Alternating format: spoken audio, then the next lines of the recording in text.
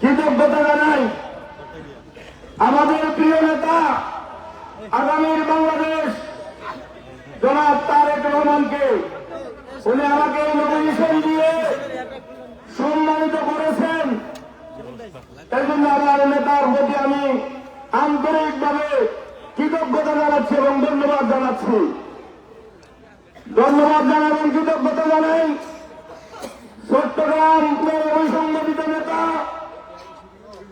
আমাদের প্রিয় অভিভাবক বাংলাদেশ জাতীয়তাবাদী দলের স্থায়ী কমিটির অন্যতম সদস্য জনাব আমির হোসেন মাহমুদ চৌধুরীর কাছে আমরা কৃতজ্ঞতা জানাই। কৃতজ্ঞতা জানাই আজকের এই নিদর্শন 17 বছর যারা দেশের বিরোধী আন্দোলন সংগ্রাম করে রাজপথে আমাকে সাহায্য সহযোগিতা করেছেন। আমি এই নিদর্শনবাসীর প্রতি কৃতজ্ঞতা জানাই। আমি দোয়া করি এবং শ্রদ্ধার সাথে স্মরণ করছি বাংলাদেশ জাতীয়তাবাদী দলের প্রতিষ্ঠাতা শহীদ রাষ্ট্রপতি জিয়াউর রহমানকে। আল্লাহ যেন আমাদের নেতাকে জান্নাতবাসী করেন। দোয়া করে আমাদের প্রিয় নেত্রী দেশনেত্রী বেগম খালেদা জিয়ার জন্য। আমাদের নেত্রী আপনারা জানেন খুবই অসুস্থ। আল্লাহ যেন আমাদের নেত্রীকে সুস্থতা দান করেন। আমরা দোয়া করি আমাদের প্রিয় নেতা আগামীর বাংলাদেশ জনাব তারেক রহমানের জন্য। আল্লাহ যেন আমাদের নেতাকে ন্যাক হায়াত দান করেন এবং এই বাংলাদেশে বীরের বেশে এসে বাংলাদেশে 18 কোটি মানুষের নেতৃত্ব দিতে পারেন। সেই জন্য আপনারা সবাই দোয়া করবেন আমাদের নেতার জন্য। আমি আজকের এই আয়োজন যারা করেছেন তাদের সবাইকে ধন্যবাদ জানাই এবং কৃতজ্ঞতা প্রকাশ করছি। আমি আপনারা জানেন এই নমিনেশনের পরে আমি গত 16 তারিখ ওমরার উদ্দেশ্যে আল্লাহ পাকের পবিত্র মক্কা মদিনাতে গিয়েছিলাম। সেখানে ওমরা শেষ করে আজকে এসেছি। ওমরা করতে পারার কারণে ওমরা সুন্দরভাবে করতে পেরেছি। আল্লাহ পাক যে তৌফিক দিয়েছেন এজন্য আল্লাহর দরবারে আবারও শুকরিয়া জ্ঞাপন করছি। সৌদি আরবে যাওয়ার পরে এমিরেটসের অনেক মানুষ সৌদিতে, মক্কাতে, তায়েফে, জিদ্দাতে, মদিনাতে আমাকে নিয়ে অনেক আলোচনা করেছেন, তারা সময় ব্যয় করেছেন। আমি মদিনা মক্কায় যারা সময় দিয়েছেন আমি তাদের সকলের প্রতি কৃতজ্ঞতা জানাচ্ছি। আমি বক্তব্য দীর্ঘায়িত করব না, যেহেতু নির্বাচনের সময় দু একটি কথা নির্বাচনের কথা বলে আমি শেষ করবো আমার বক্তব্য। আপনারা জানেন দীর্ঘ 17 বছর আন্দোলন সংগ্রামের ফসল এই তত্ত্বাবধায়ক সরকার।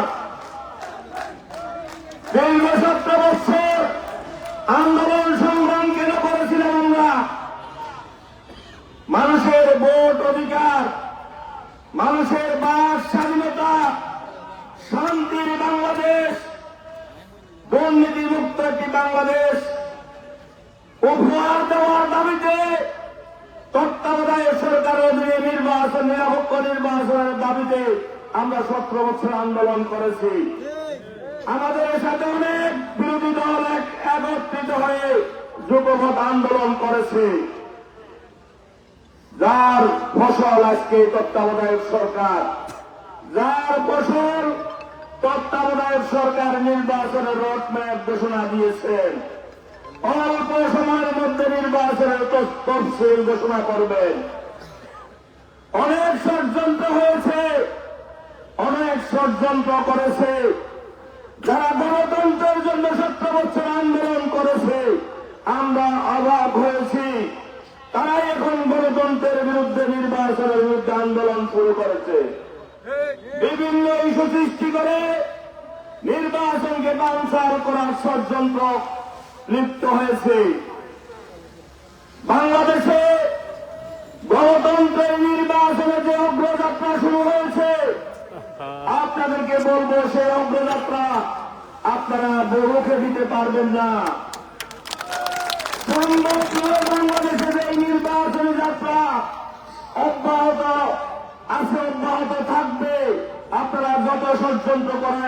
নির্বাচন বন্ধ করতে পারবেন না। আমরা অবাক হই, 70 বছর তাদের অনেক লোক শহীদ হয়েছে, অনেক লোক মারা গিয়েছে, অনেক লোক নির্যাতনের শিকার হয়েছে, জেল জুলুমের শিকার হয়েছে এই গণতন্ত্রের জন্য কথা বলতে গিয়ে আজকে হঠাৎ তারা বলে গণতন্ত্রের দরকার নেই, নির্বাচনের দরকার নেই। কোথায় থেকে তারা কি পেয়েছে, কেন নির্বাচনের বিরোধিতা করতেছে জানি না। আমরা তাদেরকে আমরা অনুরোধ করব, জাতীয়তাবাদী শক্তি এবং ইসলামী মূল্যবোধের শক্তি দীর্ঘ সময় স্বৈরাচার বিরোধী আন্দোলন করেছেন। আলহামদুলিল্লাহ আমরা সফল হয়েছি, আপনারাও সফল হয়েছেন। দেশ গঠনে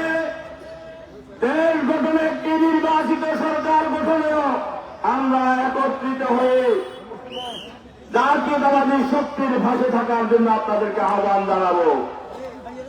জাতীয়তাবাদী শক্তির সাথে বিরোধ করে 96 আওয়ামী লীগকে আপনারা ক্ষমতায় এনেছেন, আবারও জাতীয়তাবাদী শক্তির সাথে বিরোধিতা করে আপনারা ফ্যাসিস্ট আওয়ামী লীগকে বাংলাদেশে আবার আসার সুযোগ করে দেবেন না। দয়া করে বাংলাদেশের মানুষের ভাষা, মনের ভাষা বোঝার চেষ্টা করবেন। ফ্যাসিস্টের উপকার হবে এই জাতীয় কোন কর্মকাণ্ড আপনারা করবেন না। এই জাতীয় কর্মকাণ্ড থেকে আপনারা বিরত থাকবেন। তাদের ভাষায় আমরা শুনতে পাই ফ্যাসিস্টের সুর। আপনারা দেখেছেন, শুনেছেন, তাদের নায়েবে আমির শাহজাহান সাহেব বলেছেন, কি বলেছেন? আমাদের কথা প্রশাসনকে ওর দোষ করতে হবে। এই কথা কে বলেছে? শাহজাহান সাহেব। উনি বলেছেন পুলিশ প্রশাসনকে আমাদের কথায় মামলা নিতে হবে। উনি বলেছেন প্রশাসনকে আমাদের কথায় গ্রেফতার করতে হবে। শিক্ষক কর্মচারীদেরকে বলেছে দাঁড়ের পাল্লার কথা বলতে হবে, দাঁড়ের পাল্লার স্লোগান দিতে হবে। আওয়ামী লীগের ভাষায় বলে নাই, সেই ভাষায় 71-এর পরাজিত শক্তি কথা বলছে। আমরা লজ্জা পাই, তারা আমাদের সাথে গণতন্ত্রের জন্য আন্দোলন করেছিল। আজকে তাদের ভাষা, তাদের কথাবার্তা স্বৈরাচার পেছে আওয়ামী লীগের সুর মিলে যাচ্ছে।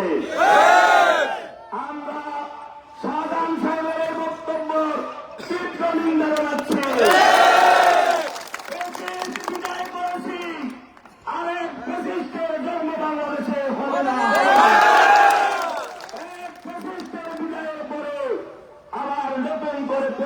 হওয়ার যে স্বপ্ন আপনারা দেখছেন, সেই স্বপ্ন আপনাদের সফল হবে না বাংলার মাটিতে। আমি প্রশাসনের উদ্দেশ্যে বলব, আমরা আমাদের দাবি ছিল 18 বছর নিরপেক্ষ তত্ত্বাবধায়ক সরকারের অধীনে নির্বাচন। সেই নির্বাচনে জনগণ যাকে ভোট দিবে আমরা তাকে মেনে নেব। এখনো প্রশাসনের কাছে আমাদের বক্তব্য থাকবে, আমাদের কথা থাকবে। আপনারা নিরপেক্ষভাবে কাজ করবেন, স্বাধীনভাবে কাজ করবেন। কোন অপশক্তি আপনাদের কাজে, আপনাদের নিরপেক্ষতার কাজে যদি ব্যাঘাত ঘটানোর চেষ্টা করে আপনারা আমাদেরকে জানাবেন। বাংলাদেশের মানুষ কোন অপশক্তি প্রশাসনকে যদি নিজের স্বার্থে ব্যবহার করতে চায় তার দাঁত ভাঙা জবাব দেবে ইনশাআল্লাহ।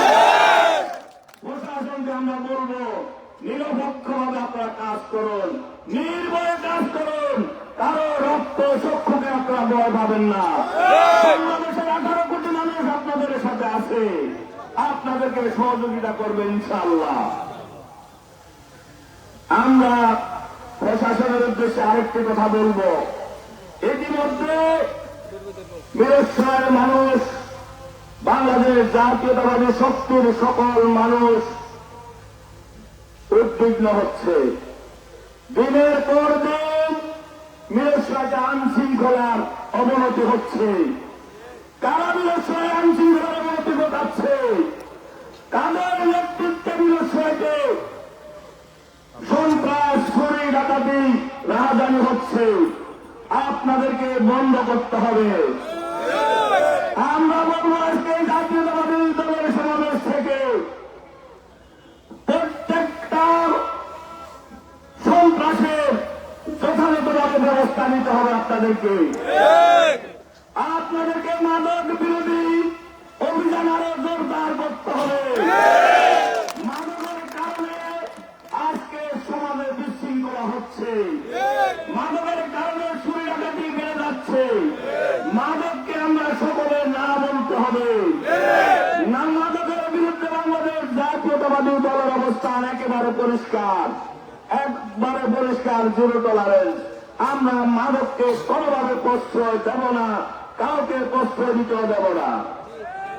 আমরা প্রশাসনের উদ্দেশ্যে বলব, বিরোধী নির্বিঘ্নে ফ্যাসিস্টের সময় রাত ঘুমাতে পারে নাই, এখন ফ্যাসিস্টের বিদায় হয়েছে, মানুষ এখনো নির্বিঘ্নে ঘুমাতে পারতেছে না কেন? সেই দায়িত্বটা আপনাদের। আমরা মাত্র আপনাদেরকে সহযোগিতা করব, আপনাদেরকে সাহায্য করব। যেখানে কেন মিলেছে দিনে প্রতিদিন ডাকাতি হচ্ছে, প্রতিদিন চুরি হচ্ছে, এটা কারা করছে? আপনাদেরকে আরো কঠিন ভাবে পদক্ষেপ নিতে হবে। আপনারা যদি মনে করেন আপনাদের পদক্ষেপে যথেষ্ট হচ্ছে না, আমাদেরকে সাহায্যে আপনারা কাজে লাগাতে পারবেন। আপনারা যদি না পারেন, আমাদেরকে কোথায় কি সহযোগিতা করতে হবে আপনারা বলবেন। আপনাদেরকে আমরা সহযোগিতা করার জন্য প্রস্তুত আছি। আমরা সহযোগিতা করব। মিরসরাই থেকে সন্ত্রাস নির্মূল করতে হবে, মিরসরাই থেকে ডাকাতি বন্ধ করতে হবে। কারা ডাকাতি করে? আপনাদের প্রশাসনের বিভিন্ন এজেন্সি আছে, আপনারা খোঁজ খবর নিয়ে তাদেরকে গ্রেফতার করুন। আমাদের সহযোগিতা থাকবে। আপনাদেরকে কেউ আপনাদেরকে রাজনৈতিক প্রভাব খাটিয়ে যেন আইনকে ভিন্ন ভাবে প্রবাহিত করতে না পারে, সেই জন্য আমরা আপনাদেরকে সহযোগিতা করব। আপনারা আমরা যে হারে শুনছি দেখছি, ডাকাতির ঘটনা, চুরির ঘটনা, মাদকের ঘটনা, মিরসরাই 3 দিন বসবাসের অযোগ্য হয়ে যাচ্ছে। তাই আপনাদেরকে আমরা বলব, মিরসরাইতে মানুষের বসবাসের যোগ্য পরিবেশ সৃষ্টি করুন। মিরসরাইবাসীকে সকল প্রকার অন্যায় অভিশাপ থেকে বাঁচি থাকার সহযোগিতা করুন। আমরা প্রশাসনকে এই ব্যাপারে 100% আশ্বস্ত করব। বাংলাদেশ জাতীয়তাবাদী দলের প্রত্যেকটা নেতা করবে আপনাদেরকে সহযোগিতা করবে সকল প্রকার অন্যায়ের বিরুদ্ধে। কেউ যদি আমাদের দলের নাম নিয়ে আপনাদের প্রতি অন্যায় আচার করে, তাকে আপনারা গ্রেফতার করবেন, তার বিরুদ্ধে আমাদের বিরোধ কোন বিএনপির নেতা কর্মী, কোন সন্ত্রাসী চাঁদাবাজ মানবের পক্ষে যদি থানায় সহযোগিতা করতে চায়, আপনারা আমাদেরকে জানাবেন। আমাদের দলের অবস্থান একেবারে পরিষ্কার। আর একটি কথা বলব, আমরা আলহামদুলিল্লাহ আল্লাহর দরবারে শুকরিয়া, 3 তারিখ আমাদের দলের মধ্যে, আমাদের দলের বিরুদ্ধে, মিরসরাইবাসীর বিরুদ্ধে একটি অপপ্রচার ছিল। মিরসরাইতে নাকি বিএনপির বিভাজন সবচেয়ে বেশি, মিরসরাইতে নাকি বিএনপি মারামারি কাটাকাটি সবচেয়ে বেশি। আলহামদুলিল্লাহ আল্লাহর দরবারে শুকরিয়া, 3 তারিখ নমিনেশন ঘোষণার পরে এই মিরসরাইতে কোন রাজনৈতিক হানাহানি, কোন রাজনৈতিক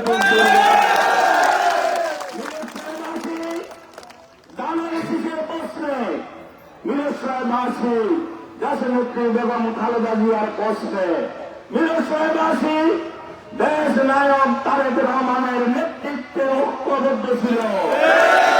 মিরসরাইবাসী তারেক রহমানের নেতৃত্বের বিকল্প কোনো কিছু চিন্তা করে না। মিরসরাইবাসী সকল সময় তারেক রহমানের সিদ্ধান্ত মেনে নিয়েছে। 3 তারিখ নমিনেশন দেওয়ার পরে আমার বিদেশ্বরার আমাদের সকল পর্যায়ের মানুষ, সকল পর্যায়ের মুরব্বী সকল কিছু পরিহার করে ধানের শীষের প্রতীকের পক্ষে ঐক্যবদ্ধ হয়েছে। আপনারা দেখুন,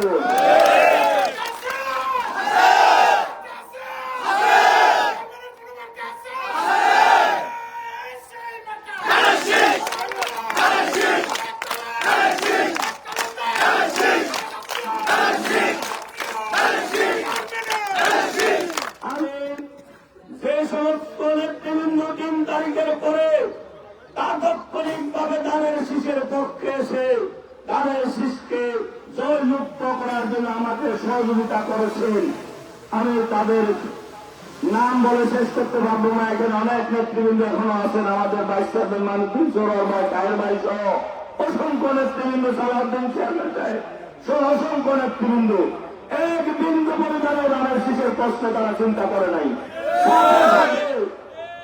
সহযোগিতার হাত বাড়িয়ে দিয়েছেন।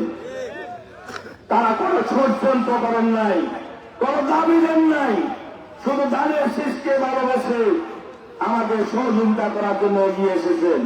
আমি আপনাদের সকলকে ধন্যবাদ জানাই। ধানের শীষের বিপক্ষে অবস্থান নিয়ে জাতীয়তাবাদী শক্তি আপনি হতে পারবেন না। অতীতে ধানের শীষের বিপক্ষে এই বীরশ্রের মাটিতে অনেক ষড়যন্ত্রকারীর জন্ম হয়েছিল, কিন্তু তারা সফল হয়নি। আগামীতে যদি কোন ষড়যন্ত্রকারীর জন্ম হয় তারাও সফল হবে না ইনশাআল্লাহ। বীরশ্রের মাটি ধানের শীষের মাটি, ষড়যন্ত্রকারীরা অতীতে আস্থা করে নিক্ষিপ্ত হয়েছে, আগামীতে তারা আস্থা করে জনগণ থেকে নিক্ষিপ্ত হবে। বীরশ্রের মাটিতে আমাদের, আমি মনে করি আর কোন আমাদের মধ্যে ভেদাভেদ নেই। নমিনেশনের পরে একটি শব্দ কেউ করে নাই ধানের শীষের পক্ষে, সবাই দুহাত তুলে সহযোগিতার জন্য আশ্বাস দিয়েছে আমাকে। আমি এই জন্য বীরশ্রেরবাসীর সকলের প্রতি কৃতজ্ঞতা জানাই, ধন্যবাদ জানাই। অনেকে বিভিন্ন কারণে, ব্যক্তিগত সুবিধা অসুবিধার কারণে এখনো হয়তো ধানের শীষের পক্ষে সরাসরি কাজে আসতে পারেন নাই। আপনারা আশ্বাস রাখতে পারেন, বিশ্বাস রাখতে পারেন, তারাও ধানের শীষের মানুষ, অল্প সময়ের মধ্যে তারাও আপনাদের পাশে দাঁড়াবে ইনশাআল্লাহ। ইতিহাস, দীর্ঘ আন্দোলন সংগ্রামের ইতিহাস, বিএনপির জন্য তারা অনেক করেছেন, তাদেরকে আমি ধন্যবাদ জানাই। অল্প সময়ের মধ্যে আমরা আশা করব ওনারা আমাদেরকে সহযোগিতা করবেন। ওনাদের অনুপস্থিতি আমাদেরকে অনেক বেশি আমরা ফিল করছি যে ওনারা যদি থাকেন আমাদের আরো সৌন্দর্য বাড়বে। আমার সাথে অনেকের কথা হয়েছে, বিভিন্ন কারণে, ব্যক্তিগত কারণে আসতে পারেন না, ইনশাআল্লাহ ওনারাও অল্প সময়ের মধ্যে আপনাদের পাশে থাকতে দাঁড়াবেন। আমি আমার বক্তব্য আর দীর্ঘায়িত না করে সকলের প্রতি কৃতজ্ঞতা জানিয়ে আজকের এই সমাবেশে আপনাদেরকে আমি নির্বাচনের জন্য দুটি কথা বলব। প্রথম, আমি একজন প্রার্থী হিসাবে দেশ নায়ক তারেক রহমানের পক্ষ থেকে আপনাদের কাছে ধানের শীষের ভোট চাইতেছি।